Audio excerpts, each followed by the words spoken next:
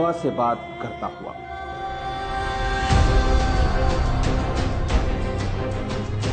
रेत के सीने को चीरता हुआ,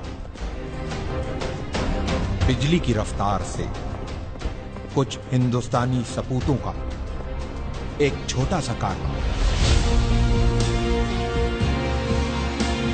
तारीख के पन्नों में अपनी जगह बनाने, आंखों में एक अजीम मकसद लिए अरब की जमीन करबला की तरफ रवां।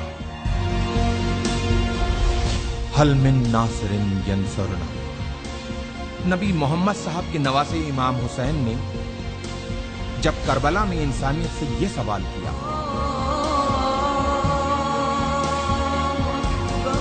है कोई जो मेरी मदद को आए? इतिहास ने देखा कि इंसानियत से किए गए इस सवाल के जवाब में इमाम की मदद के लिए अपने घरों से जो हक परस्त निकले, वो रसूल का कलमा पढ़ने वाले मुसलमानों के साथ साथ कांधे पे जनेऊ डाले, माथे पे तिलक लगाए कुछ हिंदुस्तानी ब्राह्मण भी थे। ये वही वीर सपूत हैं जो मदद की शक्ल में हिंदू और मुसलमानों के बीच प्रेम की एक सुनहरी इबारत लिखने करबला जा रहे हैं।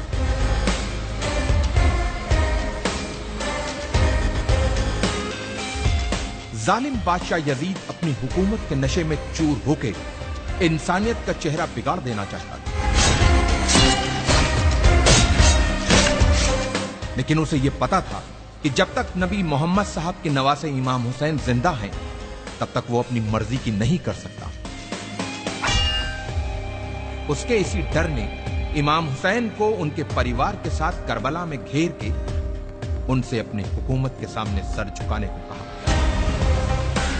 जियो और जीने दो के जिंदा मिसाल पेश करते हुए इमाम हुसैन ने यजीद के सामने एक पेशकश रखी कि अगर तुमको मुझसे कोई खतरा हो तो मुझे रास्ता दे दो ताकि मैं हिंदुस्तान चला जाऊं।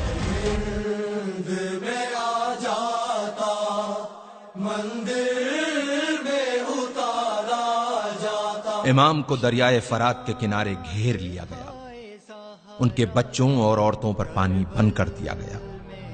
यह सब जुल्म यजीद के खत मिलने के बाद इब्ने जियाद ने इमाम हुसैन पे किए। इमाम की तरफ से भी खत लिखे गए।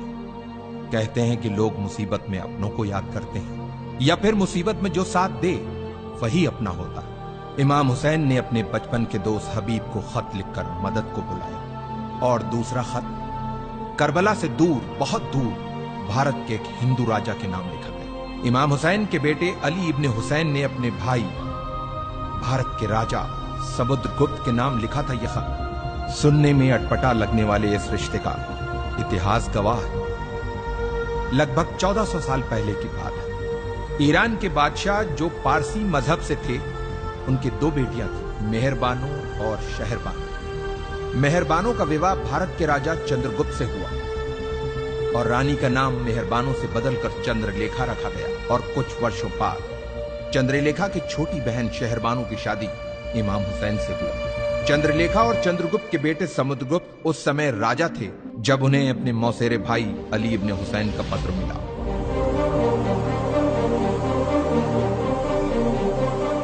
राजा समुद्रगुप्त ने जल्दी ही वीर सैनिकों की एक टुकड़ी तैयार करके उसे करबला की तरफ रवाना किया। इन वीर सैनिकों के सरदार का नाम रेहबदत था, जो एक मोहयाल ब्राह्मण थे। अफसोस, जब रेहबदत अपनी सेना के साथ करबला पहुंचे तो इमाम हुसैन को शहीद किया जा चुका था। यह जान इन ब्राह्मणों का दिल टूट गया और जोश में अपनी तलवारों को अपने गलों पर रख लिया कि जिसकी जान बचाने आए थे, जब वही नहीं बचा तो अब हम जी के क्या करेंगे। लेकिन इमाम के एक चाहने वाले अरब के वीर योद्धा जनाब मुख्तार के मना करने पे इन वीर सैनिकों ने अपनी तलवारों को अपने गलों से हटाया और मुख्तार के साथ मिलके खूने इमाम हुसैन का बदला लेने के मकसद से दुश्मनों से एक यादगार युद्ध किया और उन्हें हिंदुस्तानी तलवार के जौहर दिखाए। इन वीर सैनिकों ने करबला में जहां पड़ाव डाला था, उस जगह को हिंदिया कहते हैं, जो जगह आज भी उसी नाम से मौजूद है। इन ब्राह्मणों में से कुछ करबला में वीर गति को प्राप्त हुए, कुछ वहीं बस गए और कुछ अपने देश भारत चले आए। इतिहास इन वीर ब्राह्मणों को हुसैनी ब्राह्मण के नाम से जानता हूं।